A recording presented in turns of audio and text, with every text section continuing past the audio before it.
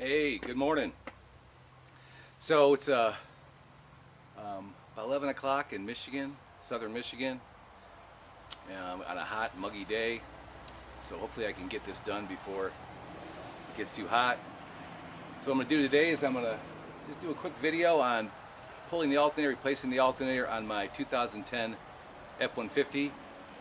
I recently replaced the battery and it just wouldn't hold the charge, and I got stuck on the road a couple times, so I bit the bullet and picked up an alternator. I'll show you that in a bit. On Rock Auto. Truck sat for a few days.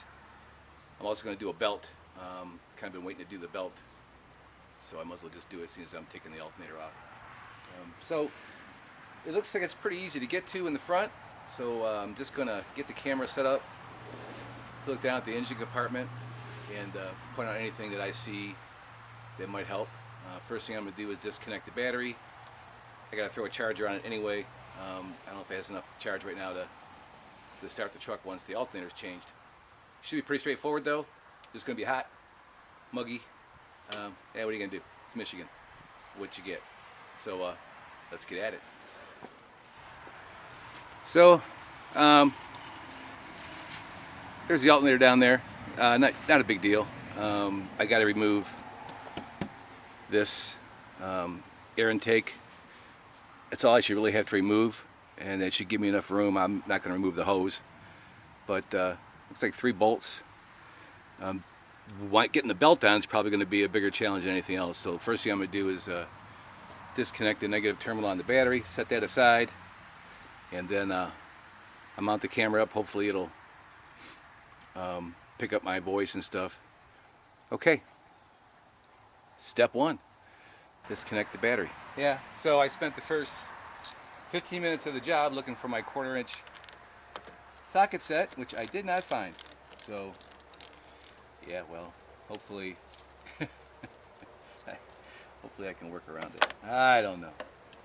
No one else uses tools around here but me, so I have no one I can blame. That sucks. So, it's my fault. These are all 5/16. I'm sorry, are they 5/16 or? I'll make sure I get it right. No, I'm sorry, 8mm. It's an 8mm set.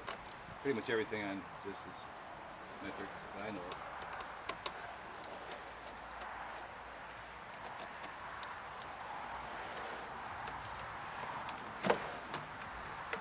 I've had this thing off a few times, so yeah. Boy, lots of room there. That's pretty good. Should be pretty straightforward. I like that. Yeah, cool. The first step is to loosen the belt up, get the belt off. So there's a belt tensioner right here. You can see that. And there's a half-inch, looks like a half-inch socket square, so you can put a breaker bar in there or whatever, which is what I'm going to do. And turn that, and then relieve tension on the belt and get that off. That belt looks like it was getting ready to be changed anyway. So that's what I'm going to be doing down in here from the next shot. Okay, so I'm using a half-inch breaker bar to get that belt tensioner activated to loosen the belt. You do that.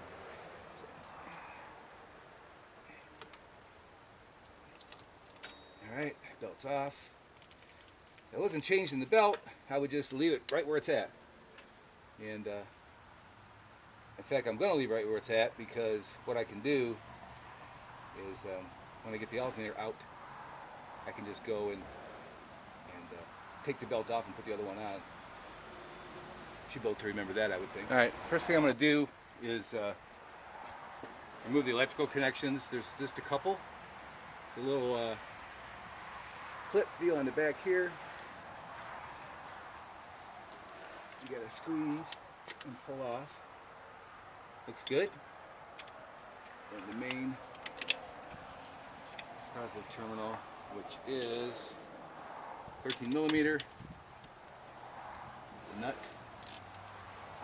First thing I should probably do, and actually I kind of already did, was to compare the alternator that I received to the one that's in the truck before you go taking all this apart. Alright, so this is the alternator I got off of Rock Auto.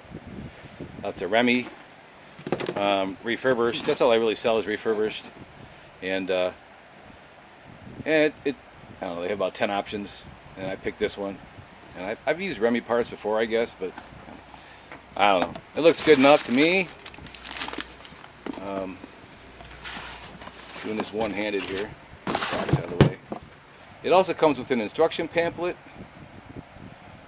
Even though I've done many alternators and know how to do it, I'm going to read it over. I always recommend doing that just because you might find something that you're unaware of that you might find in the instructions. So it's a good thing just to read it over for the heck of it.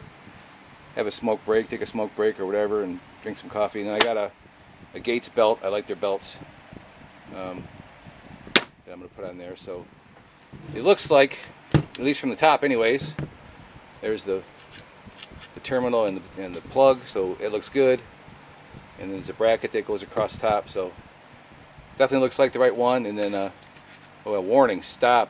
Please call our ASC certified technicians at blah blah blah for assistance with installation and troubleshooting before returning this part to the store.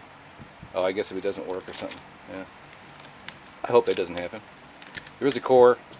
I got to go through a shipping thing. One thing I wanted to show you too, which is really cool, is I bought this set of DeWalt deep well half-inch drive metric sockets, and really, it was, I don't remember the price, but it was really cheap and or low price. DeWalt makes good stuff, and the case is amazing. I mean, anyway, I thought I'd show you that. It's a very, very nice set. Got it on Amazon. So if you're looking for a set of deep well sockets, they have metric and standard. Really good set. I recommend it. All right, back to work. Yeah, it's so bright and sunny out here. It's kind of hard to even see what I'm looking at. So hopefully, but the next thing is there's a bracket that goes across the top. Let me see if I can even get further out. I think it's as far as it zooms in. A little bit more. That bracket right there goes across the top of the alternator. Yeah, so it's got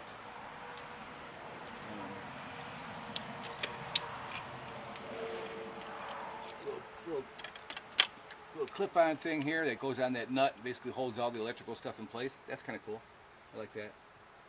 And then got a couple ways to take this off. There are 4 bolts holding this bracket on. 2 on the vehicle, 2 on the alternator. So you could conceivably put this on the bench, which is kind of cool, kind of like that. So I'm going to get some spray and spray these and start, hopefully get those off without too much trouble. Look like 10 millimeter to me, but could be wrong. I think I've showed this in other videos, this stuff here. Wow. Aero coil. Good stuff. Basically just spraying the one, there's 2 bolts and 1 nut on a post that I'm guessing has to be put back on the replacement. So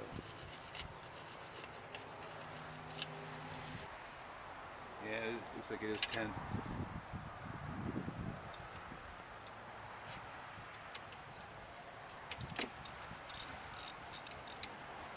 See where it came apart. Nope, it came apart at the alternator. Not shocked by that. What are you gonna do?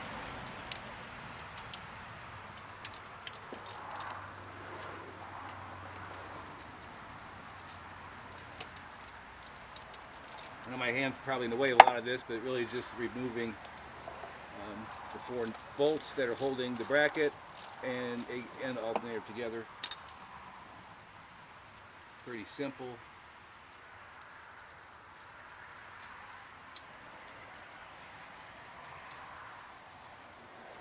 I need to do a plug job on this. I'm not looking forward to it, but I used to have a 1998 F150 and getting to the plugs was an absolute nightmare. And now the engine sits a little bit lower back in here, so you can actually get to the plug, so it looks like it shouldn't be too bad. I'm not looking forward to it, but I'm not dreading it like I would have before.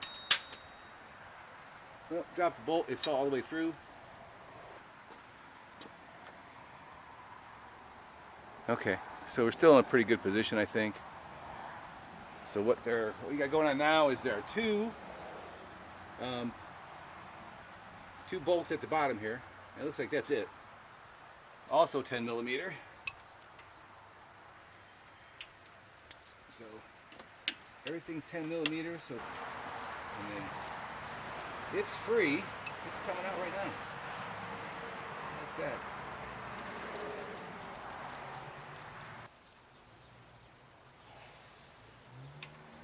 Actually, look at here. Those bolts can just stay in there. The bottom of the alternator has, you can see it. It's got slots. It's not apparent when you first start taking them off, but it's got some slots. So I'm going to go put this on the bench and do a quick comparison, and we'll see. Just did a side-by-side comparison, and it is the same alternator, so absolutely zero differences. Just gonna pop it in there. I mean, it would be a good time to clean anything out that you wanted to get out, and looks like got a little mess going on here. Oops, we got delivery.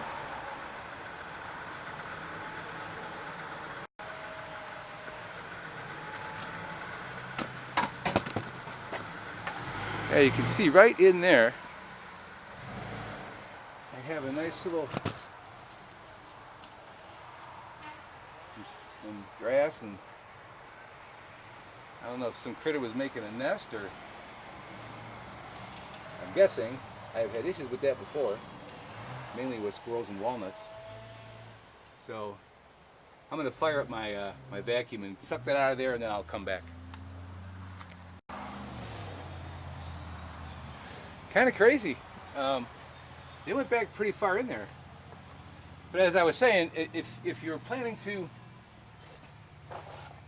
if you like to keep your engine clean, which I do, be a great time right now to clean some areas that you can't normally get to. Yeah, so I'm going to spend a few minutes doing that real quick, and then come back and finish the assembly.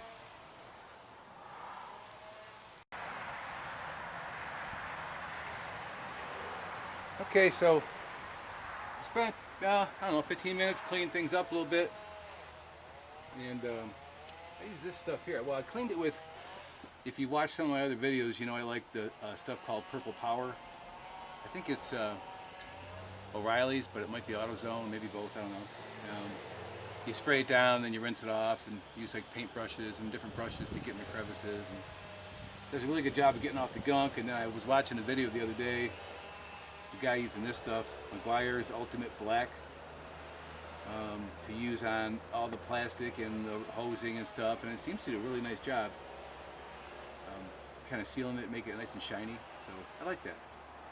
It'll look really good when I get the intake pipe I'll put back in, which is off to the side, and looks really, really good. So when it's all done, it'll look great. The other thing I'm going to do is I'm going to spray some of this down here with some anti-rust. If you've seen any of my other videos, you've probably seen me use this stuff, BioShield. I don't know how well it's coming up. BioShield T9. It's a rust and corrosion protection, waterproof lubrication. So I use it when I winterize my car, and I use it and I spray it on all the bolts and nuts underneath the hood, and it just keeps the rust off. So I'm a big believer in this stuff. Obviously you don't want it on your pulleys, which I just got on some of my pulleys, but I'll get that off. But good for just, you know, throwing on nuts that are exposed. Good for underneath by the brakes and all that stuff too. But all this down here is just raw steel, and it's already rusting, so while you got it exposed, why not spray it, right? Okay, so back to putting the alternator in after finding a rabbit or some kind of nest in there. Pretty straightforward. Just do it in reverse. Reverse of how I took it out. The bottom two bolts first. Not sure what the torque specification is on these, but they weren't super tight, so I'm not going to worry about it. I like how they left the slot in the bottom of that hole versus having to take the bolt all the way out. Of course, I didn't know that, so I took it almost all the way out, but that's pretty cool.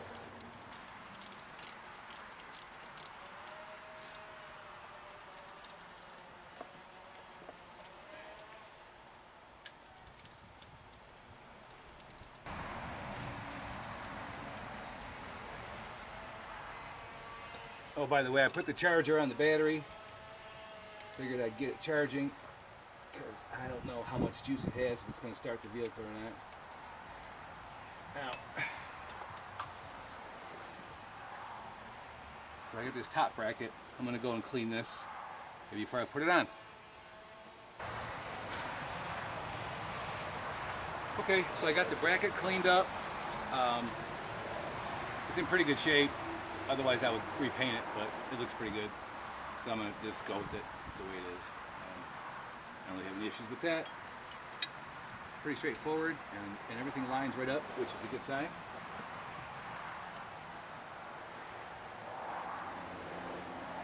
Get this on, and we'll put the electrical connections on. Call it a day.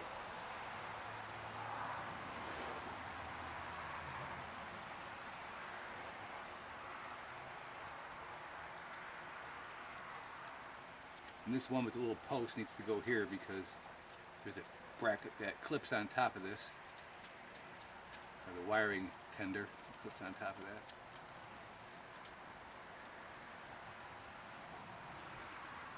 I did read through the instruction manual, which was actually pretty well written, and it didn't really, nothing stood out other than some testing of stuff that was good to know, so when I'm done I can test. Make sure I'm getting the results I should get. Pretty typical though, 13 to 15 volts, somewhere in that range.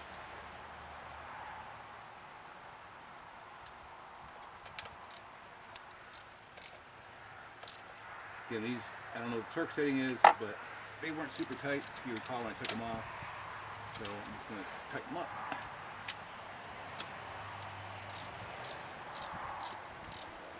Then I'm going to go ahead and do the belt.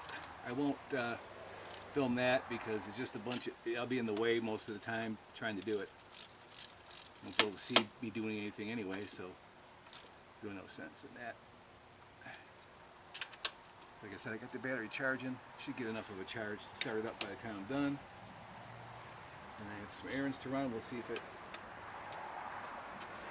hangs tough. Okay. Next thing is put the wiring on. But before I do that, I'm going to go ahead and do the belt because it's just one less thing to be in the way. So I'm going to put this off to the side, put the belt on real quick, then I'll come back and put that on. Okay, so be right back.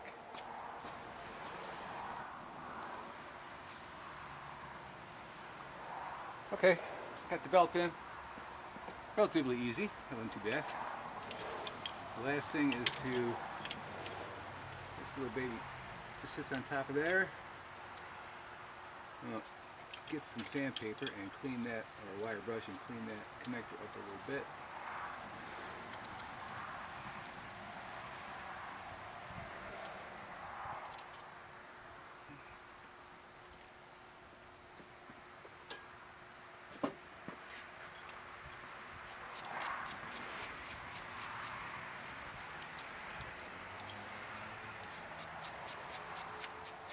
Want to make sure you have good connection. It's all pretty clean.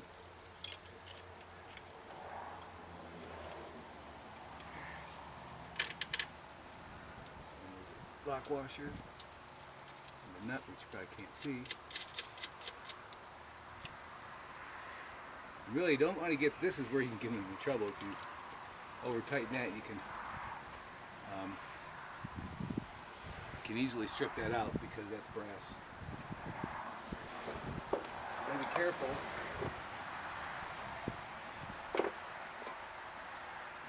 Probably best to do it with an open end wrench versus a socket, but I'm gonna just go ahead and get a socket.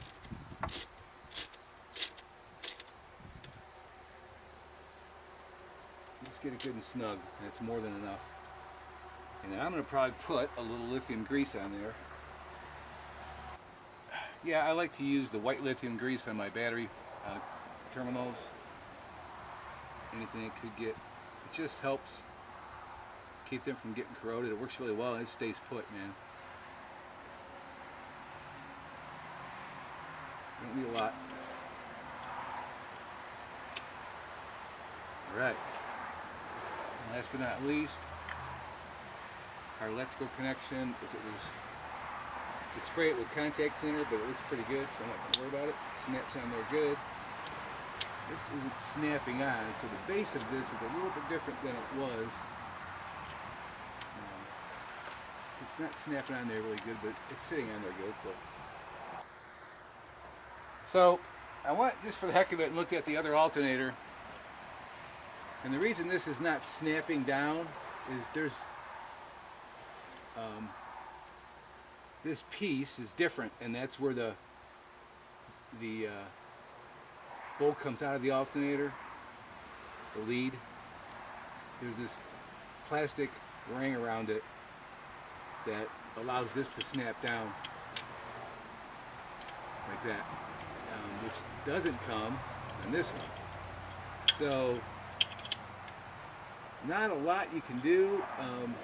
I mean, I had to wrench this thing off. I'm going to throw it back in the box. Not an easy thing to change. You'd have to take, to get it out of there and put this one, replace it, you have to take the 3 bolts out of the back of the alternator and take the plastic back plate off, and then this will slide in and you can replace it. So they made a little design change. So that's one thing that didn't exactly unlock. It's not critical.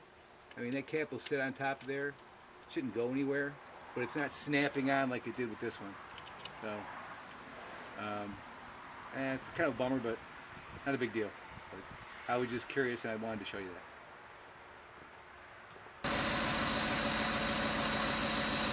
Okay, well, it started right up. I checked the battery voltage without the alternator, without the truck running. It was about 12, a little over 12. Now it's 14.3. Didn't want to run without run well without the airflow, without this put in. But now it's running great. It's nice and smooth. You could say it's cranking at about 14.5 volts. So the alternator is doing its job. Should be good to go.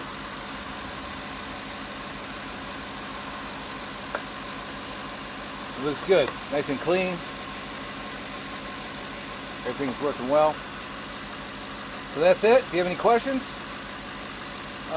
comments, feel free to leave them. I'll reply to any questions pretty quickly. Pretty simple job. By the way, this is a 5.4 liter. I don't think I mentioned that at the beginning. F150 2010. I'm sure it applies to a wide range of model years with the 5.4 liter. I think it's an 80 or 100 amp alternator. I'm not sure. I can't remember. But really happy with it. It went in super easy. What an easy job. You don't find that too often anymore. But if you have any questions, let me know. Later on, everybody.